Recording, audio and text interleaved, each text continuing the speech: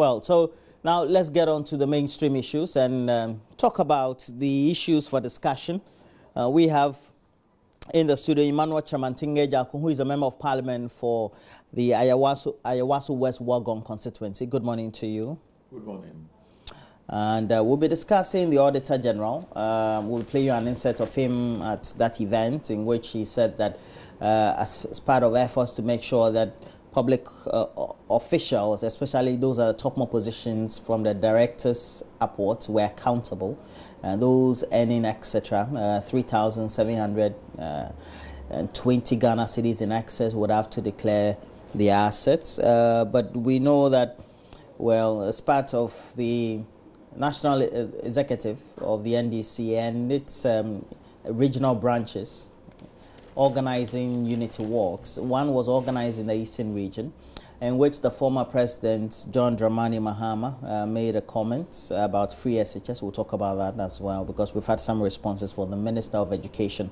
But Abuga Pele, as well as a businessman as Sibit, just before the close of the weekend, were given a verdict of imprisonment by the courts, and as a result of that, during that event in the Eastern region, the Unity Walk, someone who is a regular on the show, member of parliament for the Ododio constituency, Nii Lante Vanderpuye, made a comment on that platform that when the NDC government is again in power, they will free Abuga Pele, and that response has gotten a lot of response from the former president. We've had the NDC also issuing an official statement signed by the General Secretary, Johnson Esiedu Nketia.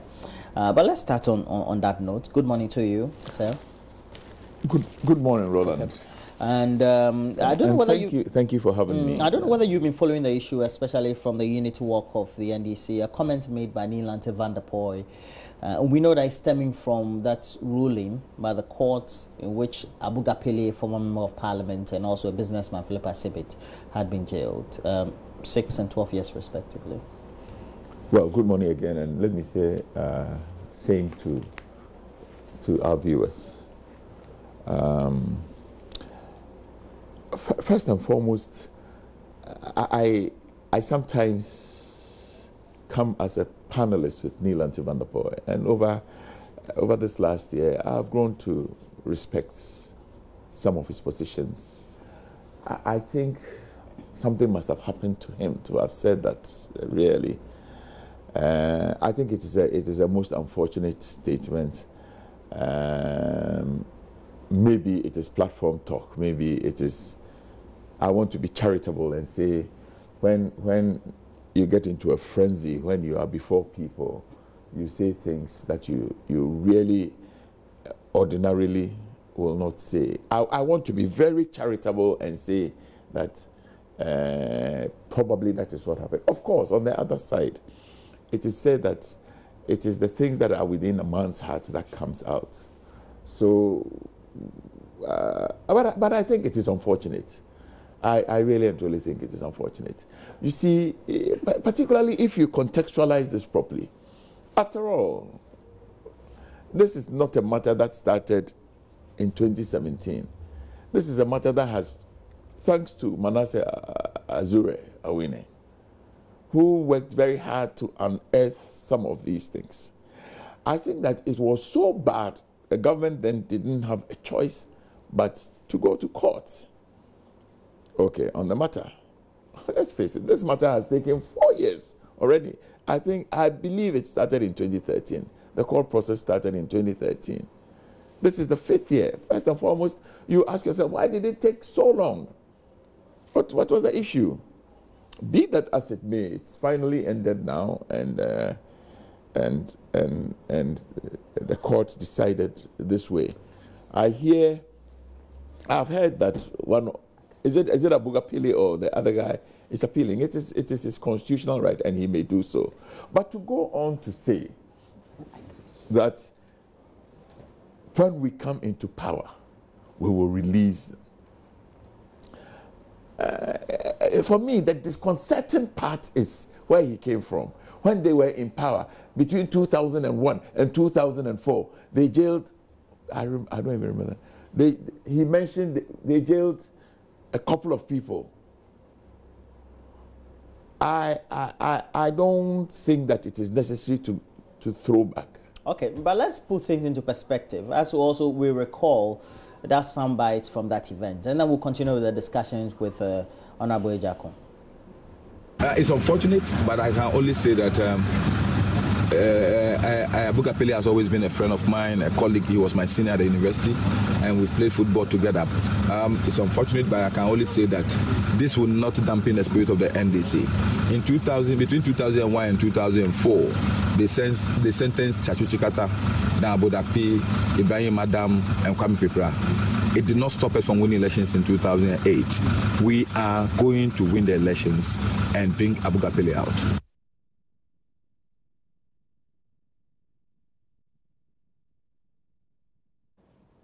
Well, so those were the comments from him, and that will be put in some perspective, wouldn't it be?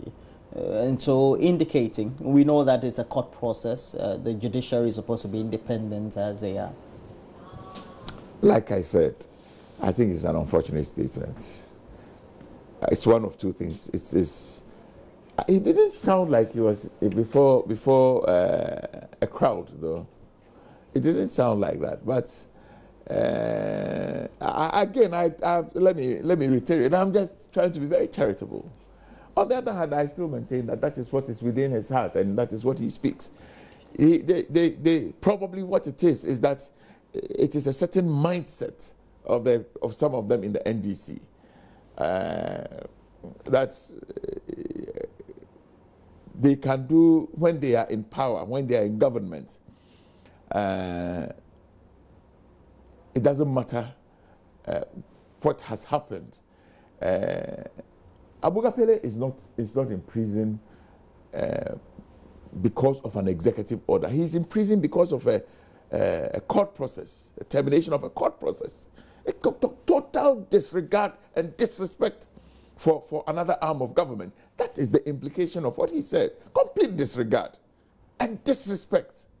You know, these are the people who will turn around and say that Dr. Buzia said that there will be no. But after all, what did Buzia say? He said that no court can compel him to work with somebody he didn't want to work with. But this is the man who is saying that we will win 2020, and when we come, we will release complete and total disregard for the rule of law. But I think that the NDC is crumbling to do some damage control, and the founder of the party, Flight Lieutenant Jerry John Rawlings, I hear he's passed a comment like, well, this is what he said, yeah. And it's on his social media handle, and this is on Twitter. Yes. It says, stealing and corruption puts no one above the law. Those who have committed crime deserve to be punished. If the quest for political power is to release wrongdoers from prison, then the NDC is laying its own foundation to remain in opposition for a long time. Yeah. Then he said, fortunately, this kind of talk belongs to a handful of people in the NDC leadership who have gained power and influence they do not deserve. And the sooner they are packed off, the better for the NDC and the country. Then he continued, obviously, the corruption by some of those who were in office, resulting in a humiliating defeat in the last elections, does not appear to have affected their conscience and reasoning in any way. This is I think that this is vintage Rawlings, you know. But of course, when he speaks like this, it also definitely betrays the divisions that exist in the party. You believe there are divisions in the party? Oh, but if you hear him, certainly is.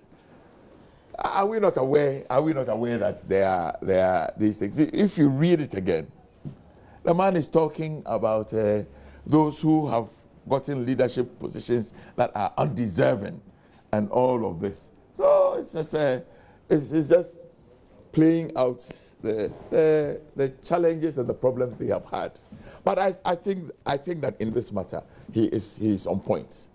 That we don't gain political power to trump the rule of law. Absolutely not. Well, so you have on your screens the tweet by the former President Jerry John Rawlings on his handle, and he continues by saying the NDC needs to regain its moral compass. A party born out of the explosive circumstances of our past should not find herself so high on the scale of corruption. Just as the negative elements in various parties are networking to protect their misdeeds, so also must the positive-minded personalities and supporters in the various parties also network to contain and keep such elements from political power. I guess that's what we have to invite into the discussion. Judge Lowe, and Honorable Judge Lowe is a former member of Parliament for North Dying, but also a legal practitioner, already readying himself to go to the courts this morning. Good morning to you, George. Good morning, Roland. Yeah, it's been a while. Yes. Yeah. So now, George, did you realize that your socks is red, blue, and white? But there are other colors. Oh, really? it's very MPP-ish. No, but we know that. Close, but it's not.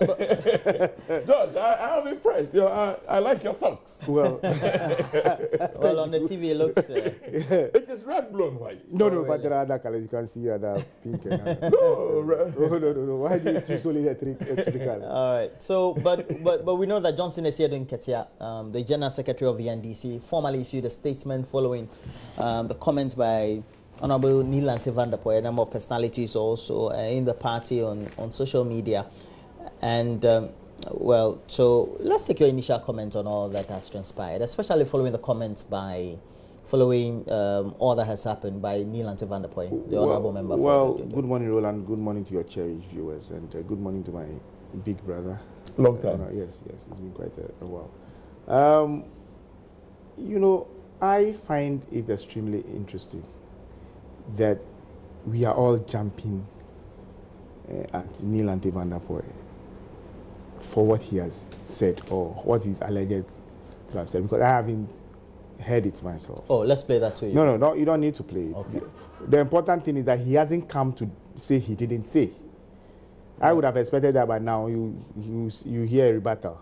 He hasn't rebutted, so I assume that I presume that he has said it. No, we have the insert. Good. Now, the interesting thing is, under what circumstances did he say it? Where did he say it? You see, when a party has come out officially to say those or that does not reflect our views or our position, I would have thought that everybody would hold their gun. Because why? Individuals from other parties say all sorts of things. Very unpalatable. But once the party comes to dissociate itself from it, so should. But the honourable member for the Nii Lante Vanderpuye, indeed, is not just an individual of the NDC. I agree. But when Kennedy Japan says things, that one is an individual and is not of the NDC. That's why Kennedy Japan gets the prominence that he deserves. Saying that, based on the I am issues saying that the person who has power to do something about Abuga Pele if we win election is either the party as a collective or the president at the time. And what action can the party have as a collective? Oh, maybe the party as a collective would make a decision. And because don't forget that the president at the time will be the leader of the party, per the constitution. None of them have come out to say anything like that. It's an individual MP of the party who has made a statement that may reflect his aspirations, his wish, but it doesn't constitute an act of the party.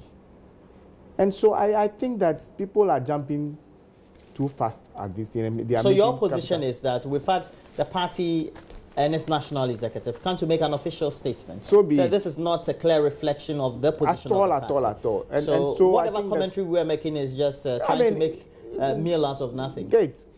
I think that, look, the reality on the ground is what it is. You see, when a friend, and I'm sure that sitting here, if tomorrow, touch wood, somebody says, hey, George Lowe, to come and answer, go in. After all, I'm sure that Honorable Jagu here will not come and clap. He may say certain things out of the pain that he shares with me. And I'll give them all credit. I mean, when I lost my primaries, even though I was NDC, many people were surprised. People were calling me, say, hey, all the NPP people are saying that why should it be you? At that time, they were pained and they were doing it in solidarity with me. I'm sure that maybe, just maybe, you know that Abuga Pele has been a sports person. Nii Lante has been a sports person. Maybe they share a special relationship. You never know. And therefore, the pain with which his friend, feels pain because all of us, even though I have said, and I said it on another network yesterday, that look, in Ghana, Roland, whether you are wrong or you are right, when you are taken to court, the judge has a duty to evaluate evidence. And when she has evaluated evidence, she makes a decision. It's this way or that way. If you disagree, 3 wise men up there. If you disagree with the 3 wise men, 5 wiser men. If you disagree with the 5 wise men, you go for a review, possibly a 9 or whatever. That route is there for all of them to take. So I am not going to sit there and even chastise a judge for taking a decision that this and that. What we know for sure, though, is that Honorable Abuga Pele has not been said to have stolen money. But you see, when during the vetting, you remember that they asked Honorable Matiamidu about this causing financial loss to the state. And if you have read the judgment of Afred J.A. and all the other, when it comes to Republic Victor Salome and all those things, it's clear that you don't need to take money to go in under causing financial. It's an act of commission or omission. So if you, Roland, we put you in a public place, and you omitted to take certain steps, and therefore the state loses money, you go in. Why are you using me as an example? Well, so comfortable. The same way, if there are things that you shouldn't have done and you did, you go in. So at the close of the day, it is a lesson to all public officers that once they put you in a public space, being catered for by the public purse, you are duty bound. You are duty bound to take extraordinary care. If you are negligent one way or the other, or you overlook certain things, it may end you where Abuga Pele is ended today. And we must all understand that. After all, are we all not shouting that we want to nip corruption in the bud? President Mahama at the time was giving a report or a commission that's indicted that Abuga Pele didn't do certain things right. He asked the Attorney General to take steps to do whatever they want. And the Attorney General thought that they should be put before court. And so was it done. So at the close of the day, I think that, yes, people will be pained. Many people have made commentary about it. Sad. But the reality on the ground is that the only thing available to Abuga Pele, unless maybe, just maybe, he gets a pardon one day, it's the avenue of appeal. And I'm happy that their lawyers say that they will do what?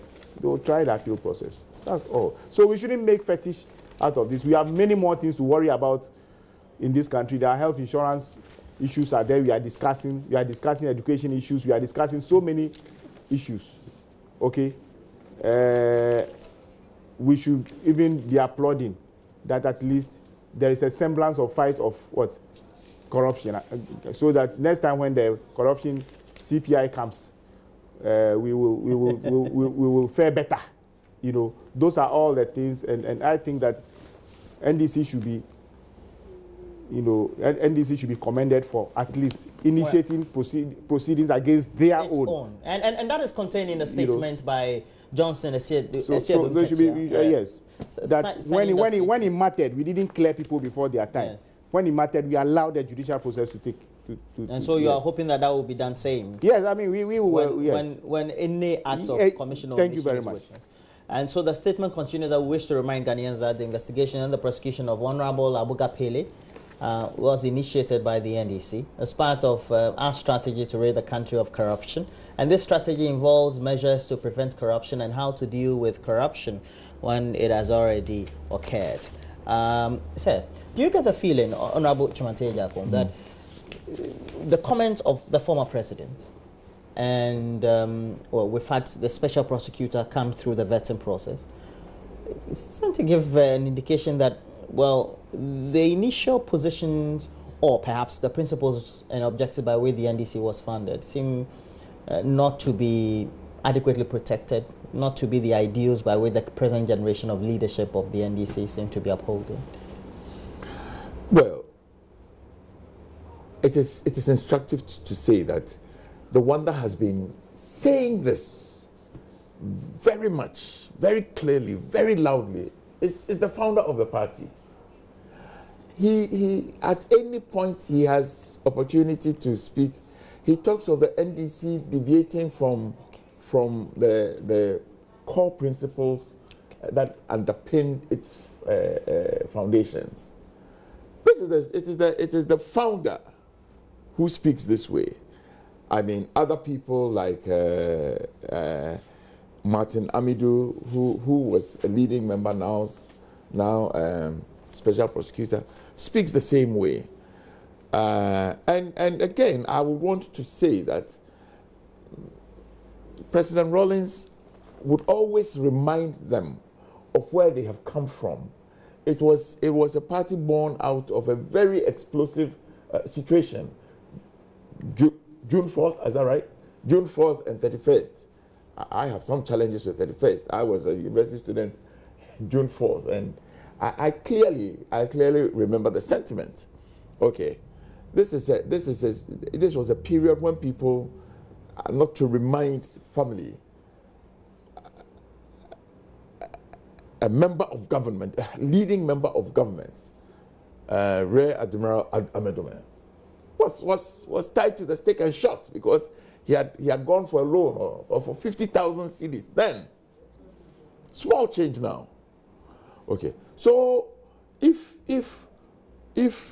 some of the things we hear, some of the things that is reported about them,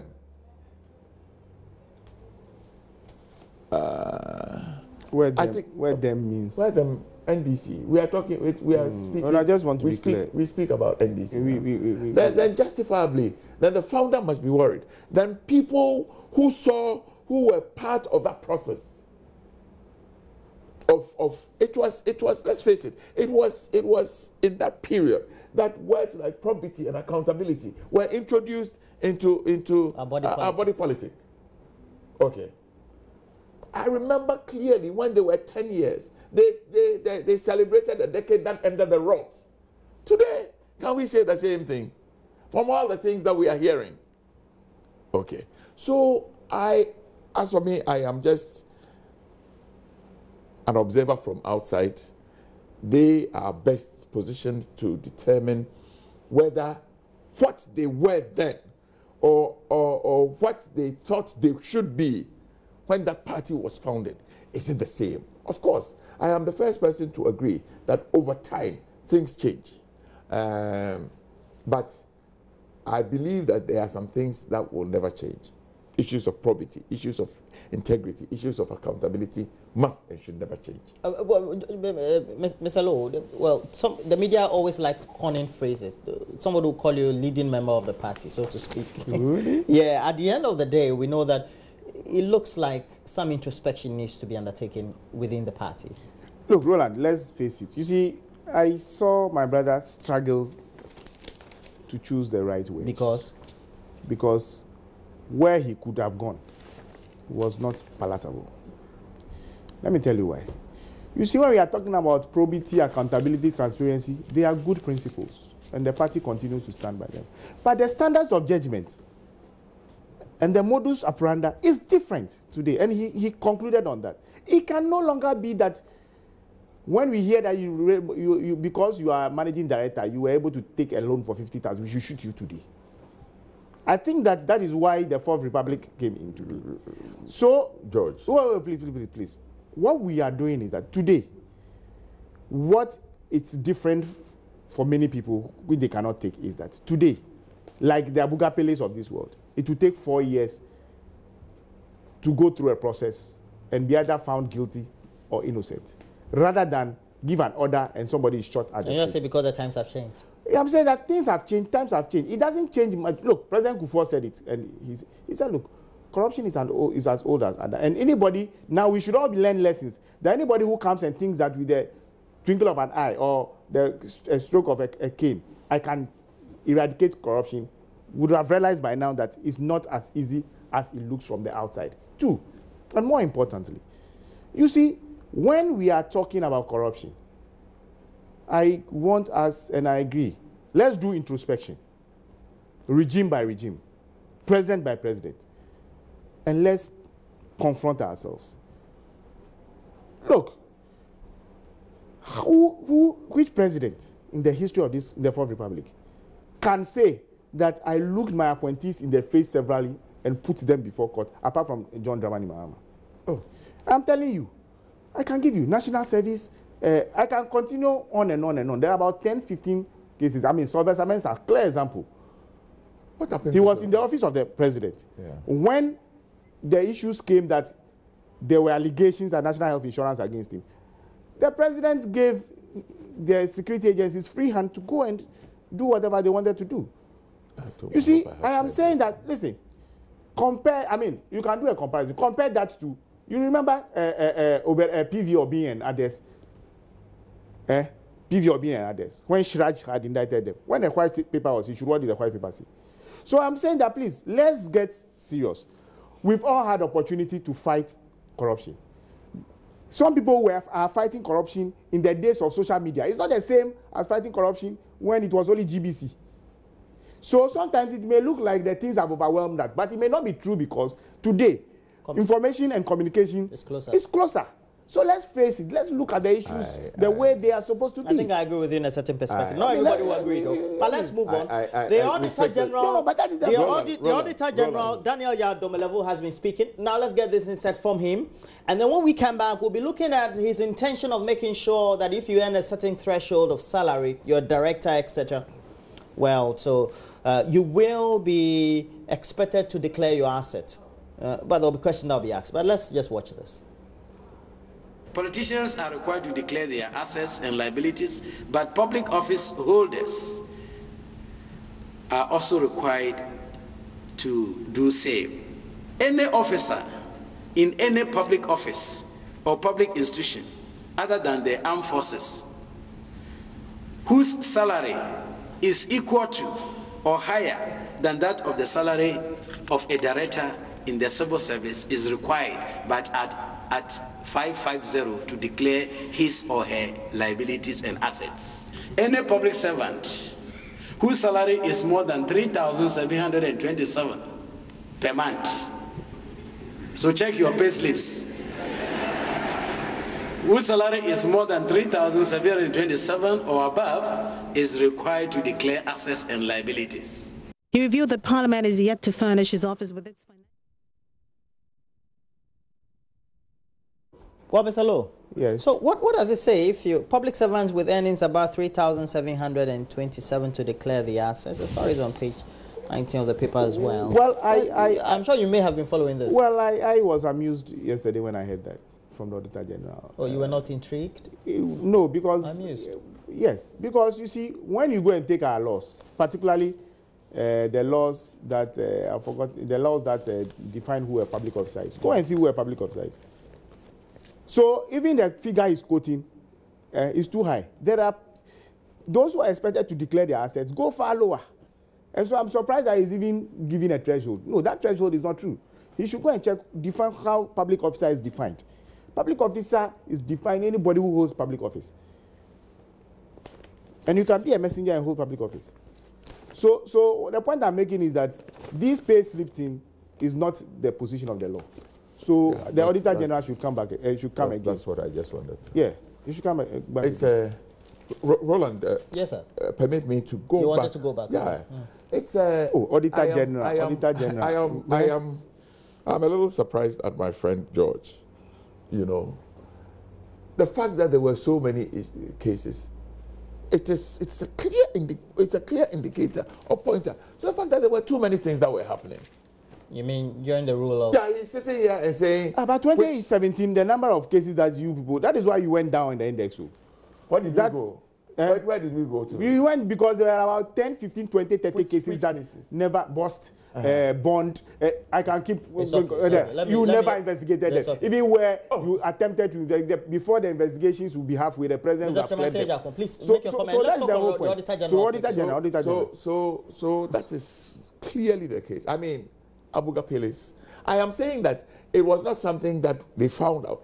I say thanks to people like Manasseh Azure Awene. Yeah, when we found out, we acted. That's the most important thing. And when we found out, we acted. When you found out, you cleared. That's the difference. No, Nobody has cleared it. Oh, but the president is a clearing agent now, clearing people here and everything. They say the presidency has cleared. Everything, presidency has cleared. Boss, presidency has cleared. This guy has cleared. This one has cleared. Why do you keep clearing? Let the investigations go and complete. Show it to the public that this is how you investigate it. There is this so-called cash force. There was a parliamentary committee that looked into this. As for the president, the people that worked to him owe him a duty. When this matter happened, he asked the minister, please come and explain to me. When the minister wrote his explanation to him, he said, I have looked at it and it is reasonable. I can't see anything wrong. It didn't stop the parliamentary process from going on. Point made. Auditor General. Auditor General. Well, Roland, you remember when we came in here? Proud, you were asking. Yes, I was asking, legal? Is this the position of the law? I mean, I have nothing against assets declaration. It is a form. It's a form of ensuring accountability in public life. The only thing the challenge I have is that I don't think that it goes far enough to really and truly fulfill its intentions. Okay. I can take the form and write, I have 17 houses, and seal it and go. Who validates it? Okay. Who really? Maybe I'm writing 17 houses in anticipation of what I can get in public life. Okay.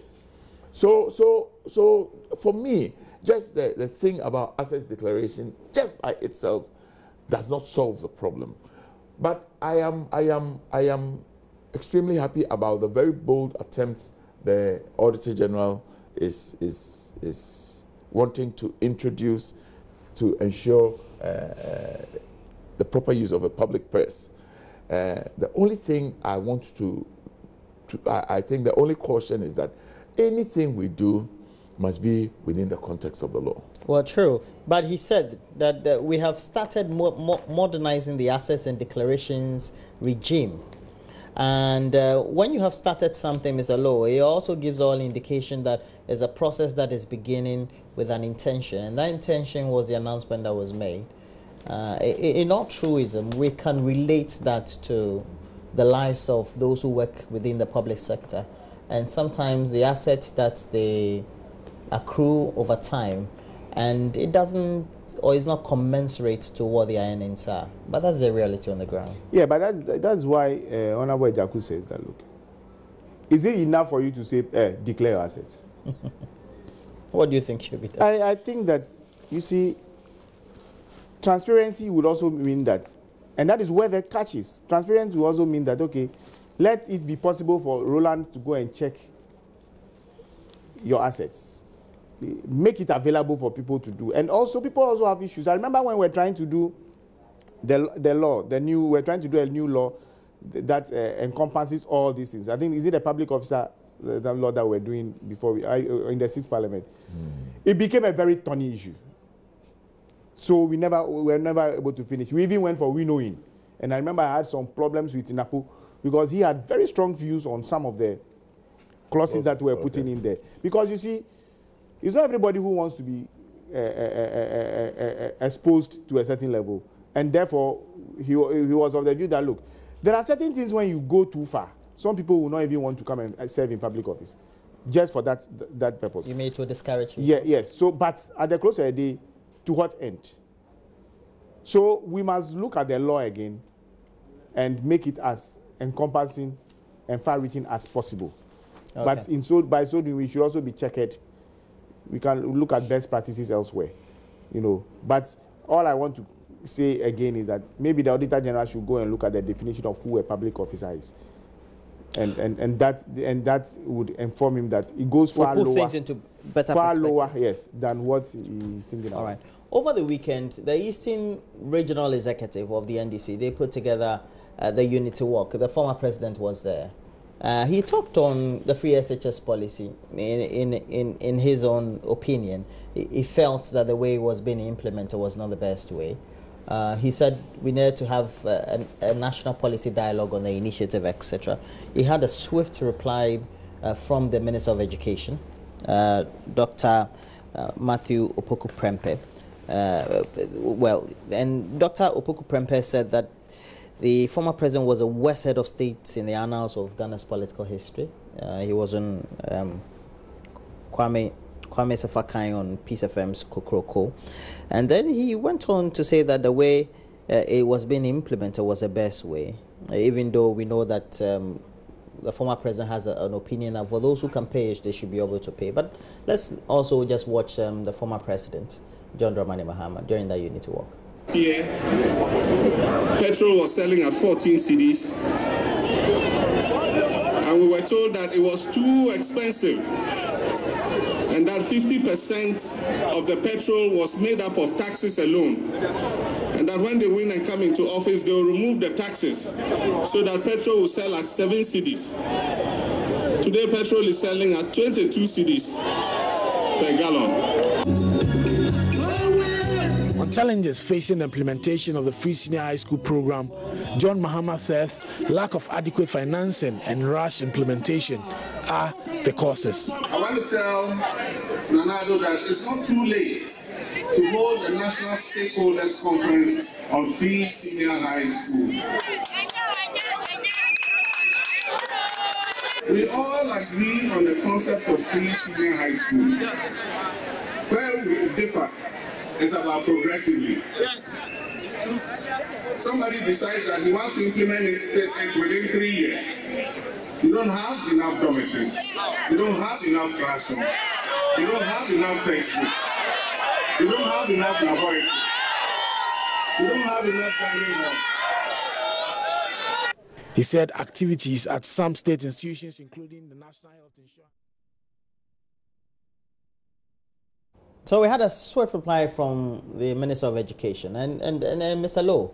I know this has been it's been your position too, right? Yeah. That those who can pay should be made to pay. Well, yes, and for the records, I was in Somania on Saturday. Oh, you were there? Yeah, I was there. And you're part of the Eastern Region Executive? No, Roman Land. It was a blast in the sense that today I feel great because I'd walked about 16 kilometers. You did? Okay. And that's why you feel very light. Yes. And it was, the feeling was good, So I thank the executives for giving me opportunity to shed off some little weight. Is it a party event or is it? I think to the best of my knowledge, it's because the vice president, the vice chairman of the party was there to speak on behalf of the party. Who? And it looks like it's only former President Mahama who is always addressing. I think so. No, other people like Horace Ankra, who has also indicated that he was there, and so he has indicated he wants to be president. Yes, and all others have been invited. To the best of my knowledge, were invited. If something else took them away, I don't know. But it's always President John Dramani Mahama who is speaking. Well, I think he's the immediate past former. But the former President Rawlings would go there, he would have been made to speak. I'm sure if other people... Now, the position that he has passed. You see, I think that in Ghana, the politics should be tempered for national progress. The NPP came. Contrary to what we were saying, they said they were going to do free SHS. They were not going to wait for it progressively. Fine, it's a policy. So I have never criticized them for taking that decision because that is the government's policy statement, policy decision. But in the implementation, I think that as citizens, we've been asked to be citizens and not spectators. So we have to make inputs. The former president has made beautiful inputs. And look, the way all the money seems to be going there, and therefore you can't do other things. But how did he get to know that the money? Oh, why? Is he not Ghanaian? Is he not Ghanaian? Roland, let's not, you see, that's the thing that kills us in this country. The Chief Justice went to a speech day of one of the schools and said a similar thing. Nobody said anything because she's not a former president.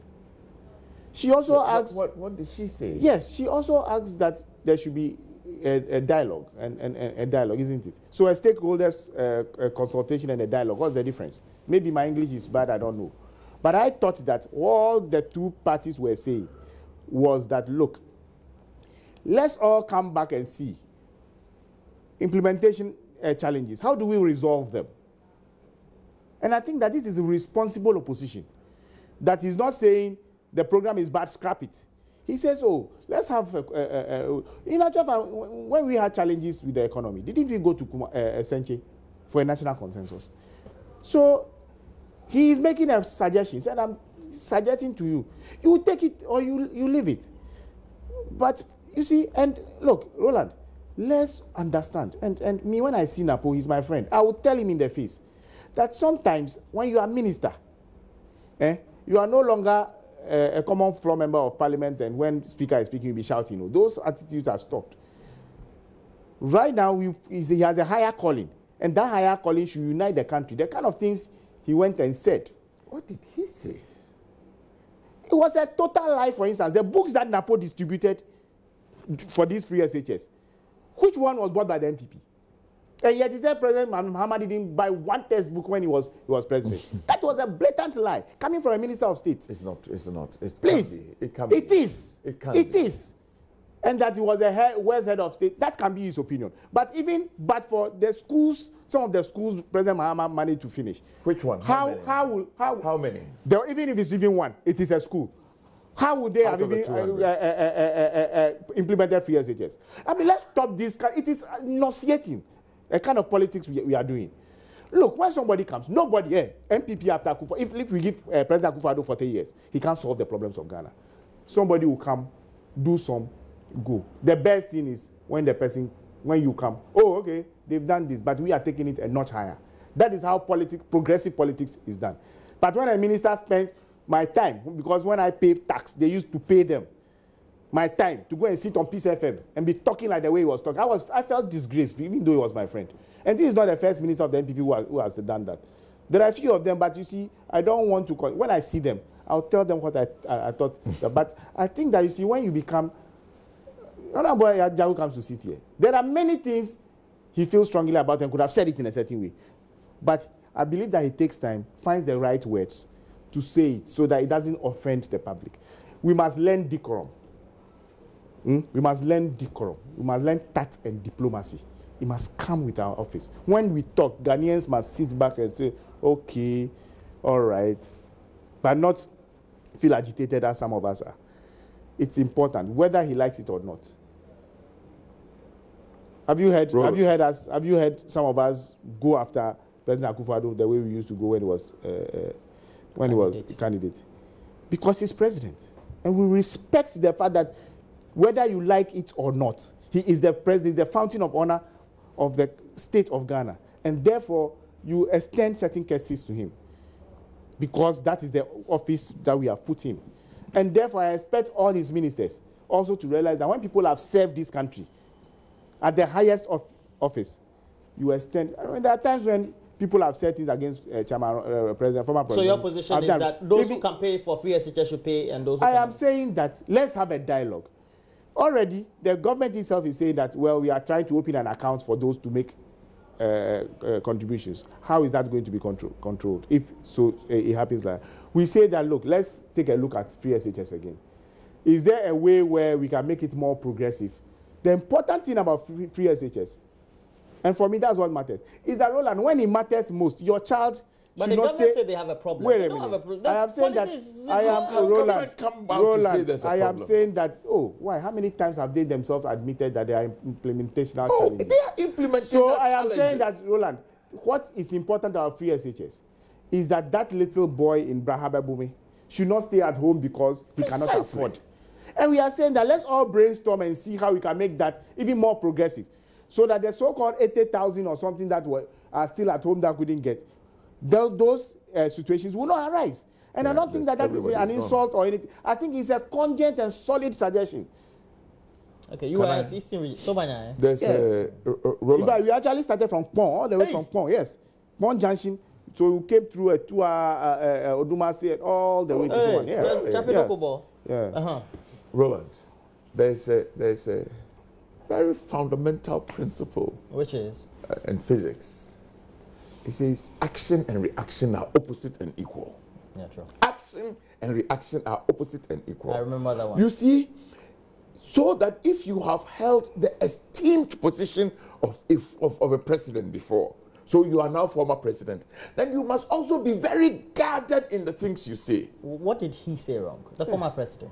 Hold on, allow me. Okay. So if you have held the esteemed position, the former president, if you hold that position and you will go on and say things, then I think that the right of rebuttal will be equal and opposite. Roland, first and foremost, I am surprised that President Mahama speaks and continues to speak about JHS, free SHS. He's a former president of the republic. Oh, yes. That is why I am surprised. The man had opportunity, 8 years, 4 years as almost 4 years as vice president, and he's the one who told us that he was the most lucky vice president. He had such access and control. But he told us. And then for 4 years, you were the substantive president. I want to find out. I remember in 2013, when he came into the house, me and you were there, that was our first. He came and said, me too, I will do free SHS. Why didn't he think that it was necessary to have a broad stakeholder consultation? And let the good people of this country tell him that, Mr. President, do it this way. Let some people pay and let some people not pay. Why didn't he do it? But he had every opportunity to do it. But I believe he decided that they started something by making those. He decided that he will do a certain thing called progressive, and all of us know what went into that progressive. When they told the day students that they will pay their fees, they ended up paying 1/3 of those fees. Okay, whom did he consult? Where was the broad stakeholder consultation? If it was not relevant then, why does he think it is relevant now? Why? Did he know that there was something called a broad stakeholder consultation? Was it relevant? I asked, if he thought so, why didn't he do it when he was president? Why did he impose a certain progressive free SHS on us? Why? Today we have opportunity to do something. The Constitution says progressive. So where did anybody impose progressive on anybody? The Constitution itself, the Constituent Assembly, said progressively what? Free. Are you done? No, I'm just reminding you. So it's not an imposition. If you say it's an imposition, that cannot be the position. Please wrap up for me, sir. Okay. Why did he impose his understanding of what the free SHS of progressive free SHS? Why did he? I am saying that today, His Excellency, the former president, stands up to say that Nana, call a stakeholder. So you're saying his position, I have nothing. Is not cogent. Totally. Oh, so what about the Chief Justice? What about the Chief Justice? Hers is cogent.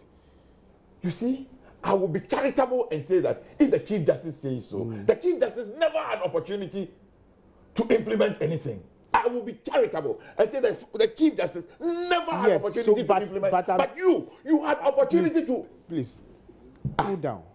Don't worry too much. Okay. I will check. I just came from someone. I will check. Danilo was in Somania this weekend, and he's a legal practitioner, former member of parliament. But we are not done. No, we are done. Oh, we are not done. I am. They say that London is not good English there, but I permit you to learn. Okay, learn. Okay. And Emmanuel Chamantiye Japon is a member of parliament for Ayawaso West Wogon. You've wrapped up. Oh, Roland, why do you want to put Gary in my side? Why do you want to put sand in my Gary this morning? All right. Okay. So I would also want to say, to respond to George Lowe and to the former president, that today they say things are not going on because we are spending all the money on free SHS. Have you paid all the arrears for the last? Look! The finance minister had a press conference. 1.1 billion. Yes. We are current on everything. No, it's not true. The allocation. Roland, the past government left arrears. You've cleared substantial. We have cleared they asked contractors, go and do this road, go and do that road, go and do this road. Some of the bills go back to 2014. We need to clear it. We are doing it. It doesn't make it current. Oh, no. But I am saying that on the current statutory, we are doing it. It's You are doing, So the point I am making is this. Nobody ever said that implementing free SHS was an easy option. His Excellency the President continues to say that leadership is about choices. And he believes that it is important that we offer the good people of this country the choice of having free SHS. Look, Roland, yes, I'm just wrapping up. I have a video for you to watch. There are 90,000 students who probably would have stayed at home. You know, George is a lawyer. The lawyers will tell you it is better to let one innocent man not get into trouble than to get 90 free. Yeah. You know, in the same way, I am extremely happy that 90,000 students who probably would never have had opportunity to go to secondary school are now in secondary school. And President Mahama must acknowledge that it is not just incremental, it is transformational. But you should also acknowledge that he contributed to your implementation. Let's watch this video. I don't know whether you've started it on social media. Let's watch this video. It's about the president who is in the United States of America, Washington, D.C., attended the National Governors Association event. Without further ado, please give a warm welcome to President Akufo-Addo.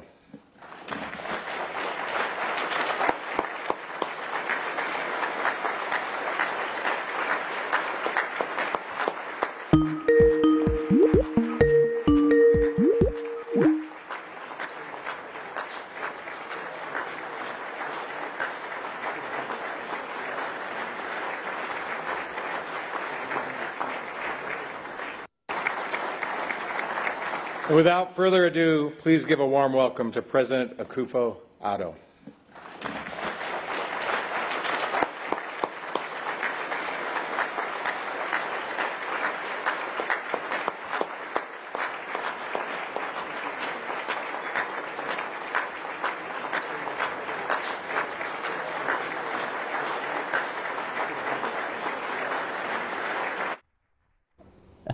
Well, George, what do you make of this? Well, I'm sure you saw it on social media. Yes, I've seen it, and I think that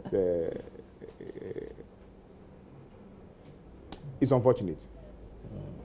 All right, it's unfortunate. It's your first time. I see this is your first time.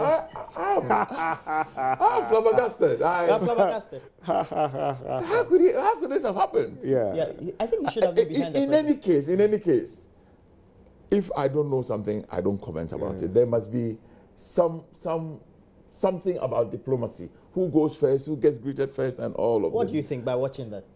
I mean, this is just your opinion. It is one it's not of your two political things. opinion, just opinion. It's one of two things. Either the president's protocol didn't do right, or the man was very rude. It's one of them. If diplomatically, he's supposed to lead him and introduce him and greet him, and the man didn't. You remember? And he was being very rude. You remember former President Rawlings and Chenche? You know, when he was going to Parliament for is it a budget or State of the Nation? The similar thing happened when they said apparently he was not supposed to try to. I think it was State of the Nation. Yeah, State of the Nation, one of those things. So Chenche. maybe you never know. In diplomatic circles, in diplomatic circles, they have so many. That is what we need to establish. Yeah, we have so many things that you know. I don't know. But he extended his hand as if he wanted to say President City. Oh no. In fact, the longer video shows that even after the president he attempted he still again, tried to shake that. No, it's. Okay, we'll wrap up with the video again. I'm sure that you will try to. Roland, this is not something we should be showing. We'll show it again. It's a disaster. So West Side it's a disaster. We shouldn't show it again. No, Roland, maybe you should find out. I think that as media people, you should find out. I am saying one of two things. The man, but they said the picture. They speak how many words? But Mr. Ahmed is a very experienced diplomat. He's been so I am intended. I want to believe that he did what he was. I think the other man aired, right? No, you cannot think. Well, I don't know, but in diplomatic circles, there are so many things. Well, so that'll be it for this morning. Emmanuel Chamantingeja, Member of Parliament for Iwasu West Wagon, and George Law. Honorable George Law is a legal practitioner headed to the court, as you all can see. And then he's a former Member of Parliament for North Dai. And that'll be it. Where we take a break, we'll bring you that video again. We'll play Walasik, and then we'll have a lot more. To stay on.